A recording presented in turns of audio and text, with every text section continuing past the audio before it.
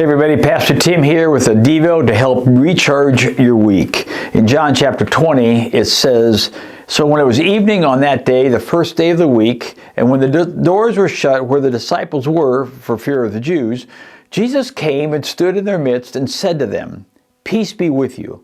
And when he had said this, he showed them both his hands and his side. The disciples then rejoiced when they saw the Lord. So Jesus said to them again, 'Peace be with you.'" So let me ask you, have you ever thought about all the phobias that we have today? There's things like acrophobia, the fear of heights, agoraphobia, the fear of open spaces or crowds, and then the opposite one, claustrophobia. This list goes on. There's even a fear of gold, auroraphobia. And these barely scratch the surface of the phobias that start with the letter A.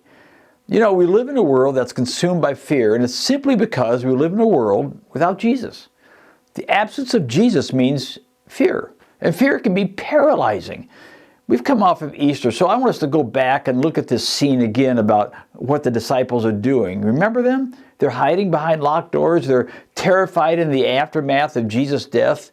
They're thinking like, if they killed the one that we're following, maybe they're going to kill us too. And in the face of the unknown, the disciples should have been drawing on God's strength, but their fear froze their capacity to trust by faith, and it distorted their view of the future. Then suddenly, Jesus came, and the first words out of his mouth were, "Peace be with you." Not admonishing them for the fear they had, not chastising them for their disbelief, but Jesus spoke encouragement into their deepest need. He stretched out his scarred hands, revealing his pierced side. Jesus was with his disciples once again, intersecting their point of fear. He disarmed it with his presence. They had a flood of relief and recognition. It's really him. Jesus is alive. This changes everything. To the fearful heart, Christ's presence and peace are his answer.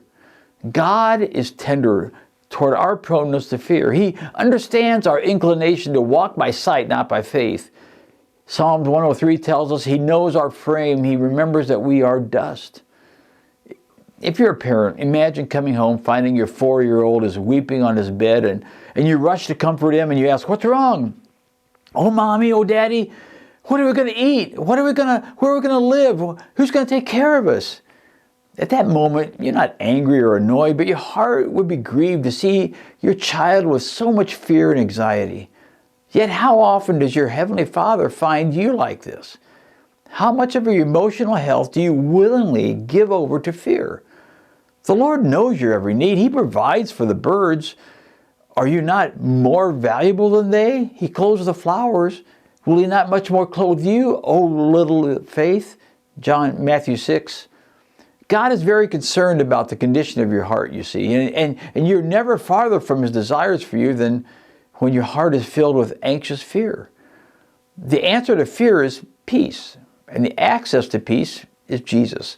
But the proximity by itself doesn't equal provision. You need to draw upon God's strength. As you scan the horizon of your future, if you're fearful about anything, let Jesus speak peace to you. He's as much in the room with you right now as he was with the disciples. Only Jesus can disarm your fear and replace it with his peace.